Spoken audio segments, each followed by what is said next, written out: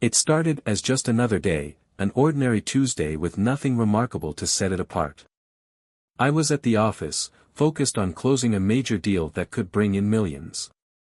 The office buzzed around me with the usual sounds of ringing phones, the hum of air conditioning, and low conversations. My thoughts were deep in numbers and contracts when my phone buzzed, snapping me out of my concentration. I glanced at the screen, an unknown number. I let it go to voicemail. Then it buzzed again. And again. After the fourth call, my curiosity got the better of me. It was the same number. I picked up, annoyed but not expecting anything serious. "Hello?" I answered, my tone sharper than I intended. The voice on the other end was a frantic man, his words rushing out. "Tell Laura to stop playing games, or this is going to end badly." The name hit me like a punch to the gut. Laura, my wife. I felt a chill spread through my chest as I processed his words. I tried to keep my voice steady. "Who the hell is this?" I demanded. There was a pause on the other end, and I could almost hear the caller's mind working, realizing he might have just made a huge mistake. "Wait, this isn't Jack, is it?" "No," I said, my tone colder now. "And why are you calling about my wife?" There was a beat of silence, then the line went dead. He'd hung up. I stood there, my pulse racing as the silence filled the room. I stared at my phone, replaying the man's voice over and over in my mind. Who was he? What did he mean by playing games? And who was this Jack he had mistaken me for? It was a bizarre situation, but I wasn't about to jump to conclusions. Not yet. Still, the seed of doubt had been planted. There was no denying that my gut had twisted the moment I heard Laura's name come from that stranger's mouth. But I wasn't the kind of man to confront my wife with just a single phone call as evidence. I needed more. I needed proof. I tried to push the thought aside, convincing myself it was a prank call or a mistake. But as the day wore on, the nagging feeling only grew stronger. There was a weight in my chest, a gnawing sense that something was very wrong. When I left the office that evening, I wasn't heading to the gym like I usually did. I went straight home, needing to see if there was any clue, any sign of what might be going on. Laura wasn't home yet. Her car was gone, and the house felt eerily quiet. I walked into the living room and stared at the framed pictures on the wall, photos of us at the beach, at family gatherings, looking like the perfect couple. I wondered how much of it had been real. Shaking off the unsettling thoughts, I headed to the office, where Laura's laptop sat on the desk. I hadn't checked her computer in years, we trusted each other, or at least, I thought we did. But today, something compelled me to break that silent agreement. I hesitated before opening it, half hoping I would find nothing unusual. But if there was any truth to what that caller had implied, I needed to know. Her emails were mostly mundane, work messages, newsletters, online shopping confirmations. But then I opened her calendar. That's when the first piece of the puzzle fell into place. There were multiple entries, each one marked on Thursdays for the past 3 months. Meeting and errands, they all read. Each of them was a 3-hour block of time, consistent and precise. A pattern. The hairs on the back of my neck stood up. Laura had never mentioned these meetings before, at least not in the context of anything unusual. She always said she was busy with work or visiting friends. It could still be innocent, I told myself. Maybe she just hadn't thought to bring it up. But deep down, I wasn't buying it. I picked up my phone and called her, trying to sound casual. "Hey, what time are you coming home?" I asked. Her voice was calm, cheerful even. "Just finishing up with Linda. I'll be back in about an hour." Linda. That was a name I hadn't heard in a long time. She was once one of Laura's close friends, but I hadn't seen or heard about her in ages. The story didn't add up, and the uneasy feeling in my chest grew. I hung up and opened the location-sharing app on my phone. We had set it up years ago, back when we traveled often, as a safety measure. I hadn't used it in ages, but today, I was grateful I hadn't deleted it. Laura wasn't with Linda. She wasn't even in the same part of town. According to the app, she was across the city, in a neighborhood I didn't recognize. It wasn't a business district or an area known for shopping. It was quiet, residential, and out of the way. I didn't know what was going on yet, but I wasn't about to let this go. The game had begun, and whether Laura realized it or not, I was going to uncover the truth. Whatever that took. After that Tuesday, the strange phone call never left my mind. It echoed in my head every time I saw Laura, her smiles and small talk suddenly seeming like a performance. I couldn't confront her, not yet. If there was something happening behind my back, I needed concrete evidence. And if there was nothing, then I'd at least have peace of mind. But the unease had already taken root, and I knew that until I got to the bottom of this, it would only grow. The following morning, I called Eric, an old friend who worked as a private investigator. We'd known each other for years, long enough that I trusted him with something this sensitive. When I explained the situation, his voice was calm but direct, like he'd heard stories like mine 100 times before. "You're doing the right thing, Mark," he said. "We'll find out if there's anything to worry about. Just give me a week." The plan was simple: follow Laura and find out what she was really doing on those Thursdays when her calendar was mysteriously blocked off. I told Eric I didn't want any action taken yet, just surveillance. I needed to know where she went, who she was meeting, and what they were doing. If Laura was cheating, then I needed to know for sure.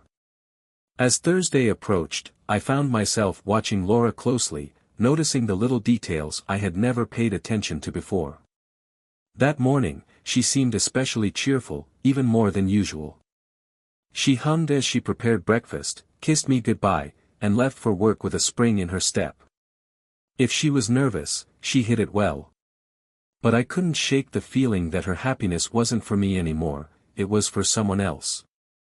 The hours dragged by as I waited for Eric's call. Every buzz of my phone made my pulse spike, but it was always just emails or work-related texts.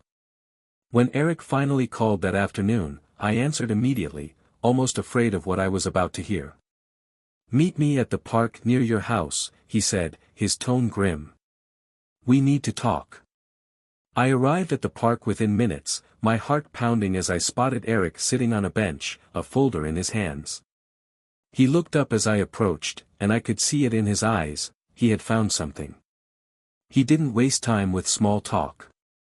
"She's seeing someone," he said bluntly, his voice low. I followed her to a hotel on the other side of town. She met a man there. They checked in together, spent about 3 hours inside, and left separately. "I've got photos." My stomach tightened as he handed me the folder. I opened it slowly, my hands trembling. The first image was of Laura, walking toward the hotel, dressed casually but attractively, her hair styled more carefully than usual. She wore the same smile I'd seen that morning, a smile that had felt wrong. Now I knew why. The next photo was of a man, tall, athletic, younger than me. He was waiting for her near the hotel entrance, and when they saw each other, they embraced like old friends. Or lovers. I flipped through the rest of the photos, my mind struggling to catch up with what I was seeing. Laura and this man entered the hotel together, disappearing into the lobby. There were no pictures of what happened inside, but the images left no room for doubt. This wasn't a chance meeting or a business arrangement. They had planned this. My hands gripped the folder tightly as I took a deep breath, trying to steady myself. Anger surged within me, but I kept it in check. I needed to think clearly. "Who is he?" I asked, my voice barely above a whisper. Eric hesitated for a moment, then answered, "His name is David Ellis. He's a former business rival of yours." I remember the name from that real estate deal a few years back, the one where you outbid him. David Ellis. I hadn't thought about him in years. We'd crossed paths during a few high-stakes deals, and there was no love lost between us. He had always been a sore loser, and now, apparently, he had found another way to get back at me, through my wife. The thought made my skin crawl. This wasn't just infidelity. It was a calculated betrayal. "Keep following them," I said, my voice hardening as I closed the folder. "I want to know everything, where they go, what they do, who else might be involved. I need the full picture before I confront her." Eric nodded. "I'll keep digging, Mark. But be prepared, there's a good chance this goes deeper than just some fling." As the days passed, Eric's findings revealed the scope of Laura's betrayal. This wasn't a simple affair, it was a relationship with routine. They met weekly, sometimes at hotels, other times at private apartments or rented cabins outside the city. It wasn't just physical, either. They had dinners, they laughed together. They even talked about future plans. Laura had built an entire second life with this man, and I had been completely blind to it. But what burned the most was the fact that David had been using her, using my wife, to strike at me.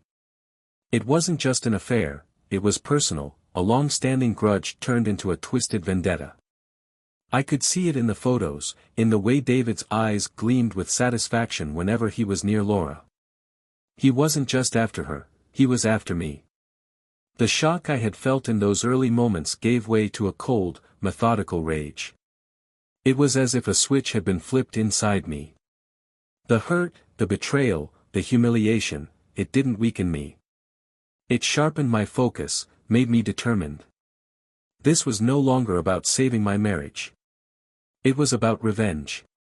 Laura thought she could play me for a fool, but she had no idea that I had already begun setting my own traps. I was going to make sure she paid for every lie, every deception. As the evidence piled up, I took steps to protect myself, legally, financially, emotionally. I locked down my assets, changing passwords, closing joint accounts, and speaking with my lawyer about potential divorce strategies. I stayed quiet, keeping up appearances at home, still playing the role of the unsuspecting husband. But every time Laura looked at me, every time she smiled, I could feel the distance between us widening. She was already gone, but she didn't realize that her game was over. I was about to turn the tables, and she wouldn't see it coming. The weeks that followed were a blur of quiet preparation and calculated moves. I had always prided myself on my ability to stay calm under pressure, and now, I needed that more than ever. Every moment I spent around Laura felt like walking on a tightrope, with the rage simmering just beneath the surface. But I couldn't let it show. Not yet. For this to work, Laura had to keep believing she was in control, that I was oblivious to the betrayal. I continued gathering evidence, meeting Eric in out-of-the-way places to review his findings. The photos kept coming, Laura and David meeting at hotels, sharing drinks at dimly lit bars, or spending weekends at cozy retreats far outside the city. There were text messages too, snippets of their conversations that Eric had managed to obtain. Each one was like a punch to the gut. They didn't just talk about mundane things, they shared intimate thoughts, laughed over inside jokes, and even discussed plans for, when the time was right, to make their relationship public. The reality of Laura's deceit was deeper than I had feared. She hadn't just betrayed me physically, she had built a new life with David, a life that seemed to exist parallel to our own. But the worst part was realizing how meticulously she had woven her lies. The blocked-off Thursdays, the stories about seeing old friends, the work trips that didn't exist, everything was so carefully planned, like she was choreographing a dance, never letting the two worlds collide. I had to admit, she had done a good job of covering her tracks. But I wasn't about to be outplayed. My first step was locking down our assets. Laura had no idea that I had begun systematically securing everything, our joint bank accounts, investments, even the house. I spoke with my lawyer under the pretense of updating our estate plan, but really, I was ensuring that, in the event of a divorce, Laura would walk away with as little as possible. It wasn't about the money, it was about making sure she didn't profit from her betrayal. She thought she could use me as a stepping stone to a new life with David.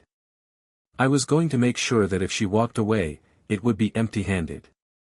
As part of the plan, I also changed passwords on shared accounts, closed joint credit cards, and created a separate savings account in my name only. I even had Eric do a little digging on David. It didn't take long to find out that he was struggling financially, debts, lawsuits, business deals gone wrong. It all made sense now. This wasn't just about Laura falling for another man, it was about David using her to climb out of a hole he had dug for himself. He wasn't after her, he was after my money, and she was too blinded by infatuation to see it. I kept playing the part of the unsuspecting husband. I went through the motions, dinners, movie nights, and even some weekends away with Laura, keeping up the illusion that nothing was wrong. But every time she looked at me, I could see the guilt hiding behind her eyes, masked by that same smile she used to fool me for months. It was getting harder for her to maintain the charade, though. I could sense it in the small ways, how she'd jump at the sound of a text message notification or when she'd get defensive if I casually asked about her day. The moment I had been waiting for finally came one evening after Laura had returned from one of her meetings. As we sat down for dinner, I casually mentioned our finances, as if it were just another conversation about bills or savings. "You know," I said, "I've been thinking about restructuring some of our investments. Maybe sell off a few shares, move some things around." I could see Laura's interest immediately piqued. "You think that's a good idea?" she asked, her tone a little too eager. That was the confirmation I needed. She was thinking about our assets, maybe even wondering what she'd be entitled to if she left. I let the subject drop, but in my mind, the trap had already been set. I decided to test her further. Over the next few days, I deliberately dropped hints about potential changes in our financial situation, an investment opportunity here, a real estate sale there. Each time, I watched her reactions closely. It didn't take long before she took the bait, subtly suggesting that we should have separate financial discussions about our future. It was time to strike. I waited until we were on a casual drive, just the two of us. The perfect setting for what would come next. I brought up our marriage, how we had been distant lately, and asked her what she thought about taking a break, maybe even spending some time apart to rediscover ourselves. I could see the wheels turning in her mind, and for a moment, there was a glimmer of relief in her eyes, as if this was exactly what she had been hoping for. "Maybe that wouldn't be such a bad idea," she said, trying to keep her voice neutral. It was the confirmation I had been waiting for, the final admission that she was planning to leave. What she didn't know was that I had already dismantled her entire strategy. She thought she was slipping away quietly, but I had pulled every string before she even made the first move. I confronted her that very night, laying out everything I knew, her meetings with David, the hotels, the text messages, even his financial troubles. The shock on her face was priceless, the realization that the life she had been carefully constructing was crumbling right before her eyes. "How long have you known?" she stammered, her voice a mix of fear and anger. "Long enough," I replied coldly. "Long enough to make sure you walk away with nothing." Her initial shock turned to rage. She tried to threaten me, claiming she'd take me for everything, that I couldn't prove she was cheating in court. But her bravado faded when I showed her the evidence Eric had gathered. "You can't win this, Laura," I said. "You're done." She left the next day, her bags packed, and the house that once echoed with our shared memories now felt like a different place, emptier, but also lighter. Laura had lost, and it wasn't just because of what I had discovered. It was because I had unraveled every lie she had told, and in doing so, I had taken back control of a life she thought she could steal. The night I confronted Laura was one of those moments where everything felt like it was moving in slow motion. There was a stillness in the air as if the world itself was holding its breath, waiting for what was about to happen.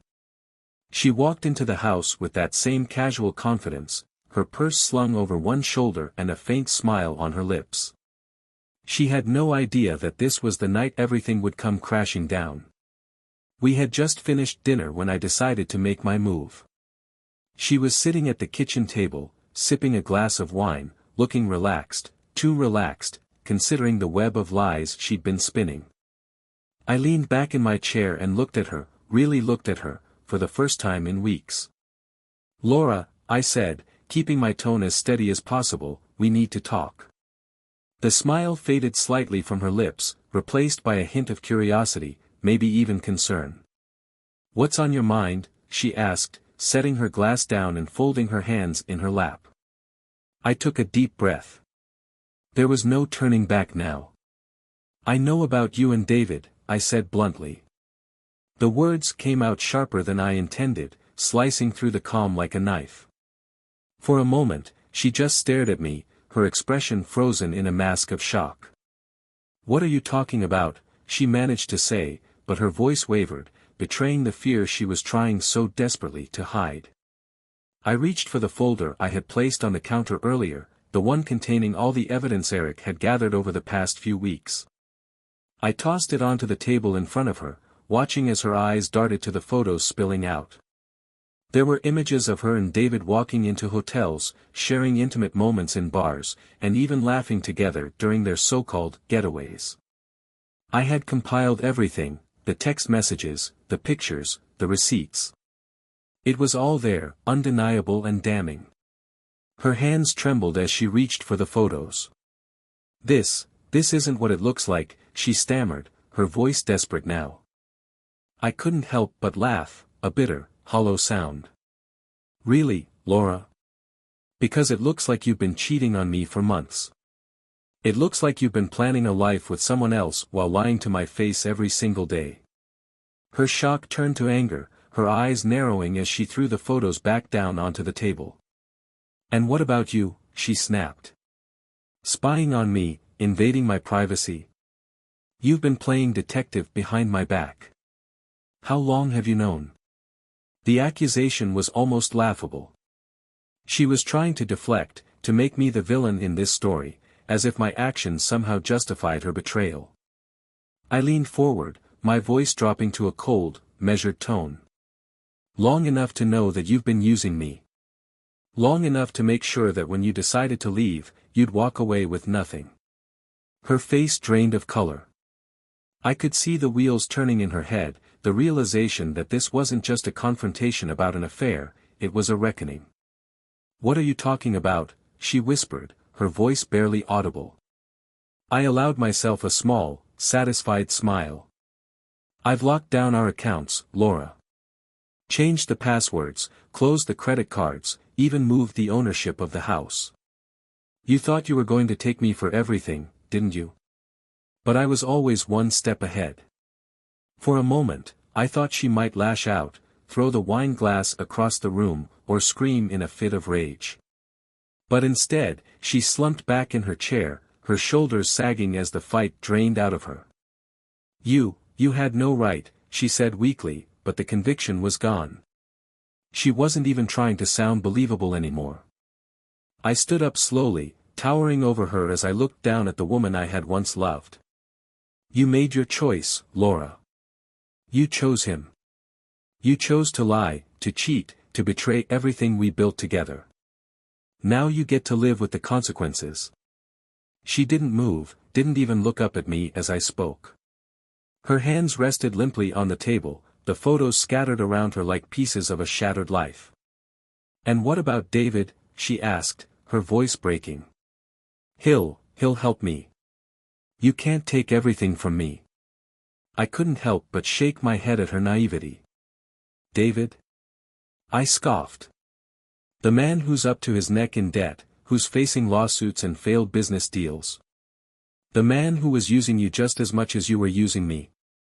He's not going to save you, Laura. He's already gone." I had done my research well. David's financial troubles had been mounting for months, and the moment things got too hot, he had skipped town. Laura had been nothing more than a convenient distraction, someone to help him forget his own problems for a while. But when push came to shove, he'd left her behind without a second thought. She looked up at me then, her eyes wide with disbelief and fear. "You're lying," she whispered, but the words had no strength behind them. I shrugged. "Believe what you want. But I suggest you start packing." The silence that followed was heavy and suffocating, a stark contrast to the rage and accusations that had filled the room moments before. Laura stood up shakily, her eyes cast downward as she turned and walked out of the kitchen. I didn't follow her. There was nothing more to say. I had won, and we both knew it. She left the next morning, her bags hastily packed, leaving behind only the emptiness of a life that had once felt full. As I watched her drive away, I felt a strange mix of relief and sorrow. The woman I had confronted the night before wasn't the same person I had married, and maybe she never had been. But that chapter of my life was closed now, and there was no looking back. Laura's departure from the house felt like a final, echoing blow. As her car disappeared down the street, I stood by the window, watching until there was nothing left but an empty road. I thought I'd feel triumphant, that the satisfaction of exposing her lies and taking back control would be enough. But instead, there was just a cold emptiness. It was the kind of quiet that follows a storm, leaving behind a sense of desolation. I had won, but it didn't feel like victory. The first few days after she left were quiet. Too quiet. I'd half expected a dramatic comeback, for Laura to show up at the door, full of anger or begging for forgiveness. But there was nothing. I heard from mutual friends that she was staying at a cheap motel on the outskirts of town, and it didn't take long before whispers of her situation started to spread. Her lover, David, hadn't come to her rescue. In fact, it was as if he'd vanished off the face of the earth. The truth was, David had been slipping away for weeks before I confronted Laura. As soon as the debts began closing in and his legal troubles escalated, he did what any coward would do, he ran. I had made sure Laura knew this before she left, but now the reality was sinking in. She was on her own. All the future plans she had made with him, the escape she had fantasized about, were nothing more than a mirage. Her new life had crumbled before it even had the chance to begin. Laura tried to reach out to David, but her calls went unanswered, her texts left unread. She even reached out to some of his friends, but they all claimed they hadn't seen or heard from him. She was stranded. The man she had thrown everything away for had abandoned her without a second thought, leaving her in the ruins of her choices. I found out through Eric that David had moved across the country, using what little money he had left to start over. He had burned every bridge in his life, including Laura. I couldn't help but feel a bitter satisfaction in knowing that both of them were getting exactly what they deserved. But Laura's unraveling didn't stop there. As her financial situation worsened, the motel became too expensive, and she had to move in with a friend who clearly had no idea about her recent activities. It was only a matter of time before the friend found out. Gossip travels fast in small circles, and soon, Laura was out on the streets, bouncing from one place to the next. She tried calling me once, but I didn't answer. I had nothing left to say to her, and there was nothing she could say to change what had already happened. I heard about her struggles through mutual acquaintances who were sympathetic to her plight, but they didn't know the whole story. To them, Laura was just another person who'd fallen on hard times, a woman going through a rough divorce. They didn't know about the lies, the betrayal, the affair with David. They didn't know about the web she had spun to trap me, and how I had cut myself free before she could tighten the threads. I kept my mouth shut. The world could believe what it wanted, but I had no intention of exposing Laura's secrets. She was doing a fine job of unraveling on her own. Her desperation grew more apparent with each passing week. Laura began reaching out to more of our old friends, but her calls were often ignored, her texts left unreturned. People had their own lives to deal with, and Laura's problems weren't at the top of anyone's priority list. Slowly, the safety net she thought she could fall back on disappeared, and she was left grasping at whatever she could find. Eventually, I learned that she had taken up a part-time job as a cashier at a grocery store. It was a far cry from the life she had envisioned when she thought about leaving me and starting anew with David. The shift work barely covered her rent at a rundown apartment, and the stress began to show. Laura had always been a woman who took pride in her appearance, but the few times I saw her in passing, she looked like a shadow of herself, pale, exhausted, and hollow-eyed. I could have reached out to her then, offered her some form of help, or at least a bit of kindness. But I couldn't bring myself to do it. She had made her bed, and now she was lying in it. The only thing I felt was a detached sense of justice, like I was watching the natural consequences of her actions play out. She had betrayed me, tried to take everything I had, and now she was living with the fallout. Then came the final blow. One day, a package arrived at Laura's apartment, delivered anonymously. Inside was a USB drive containing a video documenting her affair with David in vivid detail, taken from one of the hotels where they used to meet. There were also records of David's debts, lawsuits, and the people he owed money to, detailing the dark reality of the man she had risked everything for. There was a note attached: "You were never his priority." The devastation hit her like a ton of bricks. The affair was out in the open, and even the few people who had stuck by her began to distance themselves. She was humiliated, disgraced, and the shame of her decisions became a weight too heavy to bear. I had sent the package, not out of spite, but to close the final chapter of this saga. I wanted her to see the truth, to know exactly what she had given up for a man who was never going to save her. The truth had a way of destroying whatever illusions remained, and now Laura was left with nothing but reality. I didn't see her again after that. I heard she moved to another city, trying to start over yet again. But I knew, no matter where she went, the weight of her choices would follow her. Her world had fallen apart, and it wasn't because of anything I had done, it was because of everything she had done to herself. The day the package was delivered to Laura's apartment marked the last time I took any action regarding her. I'd already moved on emotionally, but there was a part of me that still needed closure, and that closure came in the form of the final blow. The video on the USB drive, documenting her affair with David, and the records of his mounting debts, left no room for illusions. It was my way of making sure Laura faced the truth, unfiltered, undeniable. When she opened that package, I knew it would shatter the last remnants of her self-deception. I didn't feel triumphant, it wasn't about winning anymore. This was about justice, about setting things right after everything she had taken from me. The truth was the only weapon I had left, and now, it was in her hands. I'd expected to hear from her, perhaps a frantic call or an angry text, but there was nothing. It was as if the silence between us was absolute, finally severing the last thread of our shared history. From what I heard through mutual acquaintances, Laura left town shortly afterward. They said she'd packed up whatever was left of her life and moved to another city, a fresh start in a place where people didn't know her name or her past. She wasn't even trying to rebuild the life she once had, she was just trying to escape the wreckage. The story spread among those who once knew her, each telling different versions of where she went and what she planned to do next. But none of that mattered to me. Her life had become a closed chapter, and I had no intention of reopening it. For a while, I was still haunted by the memories, by the betrayal, the confrontation, the bitter emptiness that followed. It was like a dark shadow that crept in at night when I was alone in the quiet house. It was difficult to let go, even after everything was over. But as the weeks turned into months, I felt the grip of those memories slowly loosen. They didn't sting as sharply as they once did. The bitterness began to fade, replaced by a strange sense of peace. The house, once filled with memories of our life together, had changed.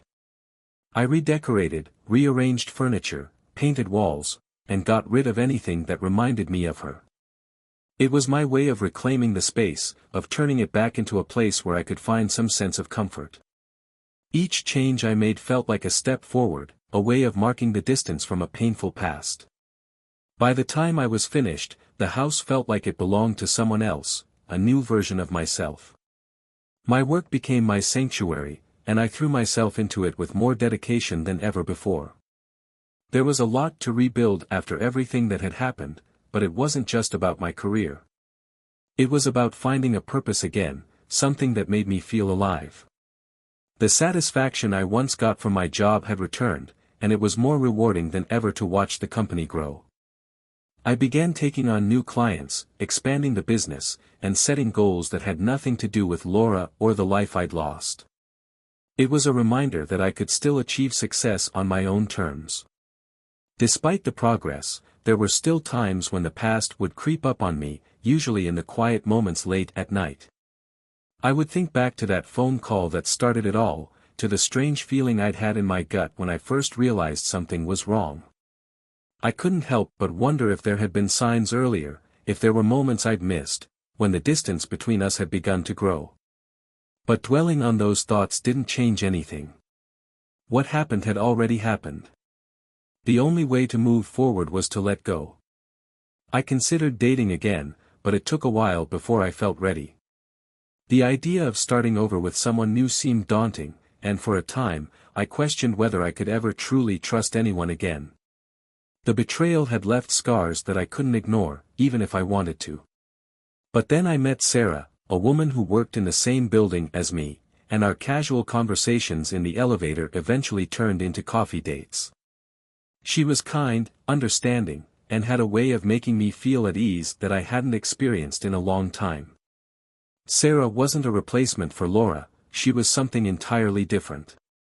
Being with her felt genuine, without the weight of past baggage hanging over us. As we spent more time together, I began to realize that I didn't need to forget the past in order to move on from it. I could acknowledge the hurt and still allow myself to be happy again. I told her about Laura one evening, the abbreviated version of the story, without the ugly details. She listened without judgment, and her compassion made me feel like I could finally leave that chapter of my life behind. Even though Laura was no longer part of my life, I knew the events would always be a part of my story. The scars left by betrayal don't fade easily, they linger beneath the surface, reminding you of what you've been through. But those scars didn't define me. They were reminders of a battle fought and survived, proof that I could endure and come out stronger. I had been broken, yes, but I had also rebuilt myself, piece by piece, stronger and more resilient than before. The real victory wasn't in Laura's downfall or even in the revenge itself. It was in finding my own way back to peace, reclaiming the life that had been taken from me, and learning to trust again, however cautiously.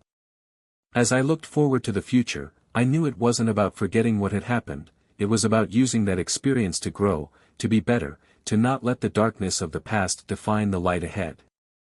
The game was over, and I had emerged victorious, not because I had destroyed Laura's world, but because I had found a way to rebuild mine.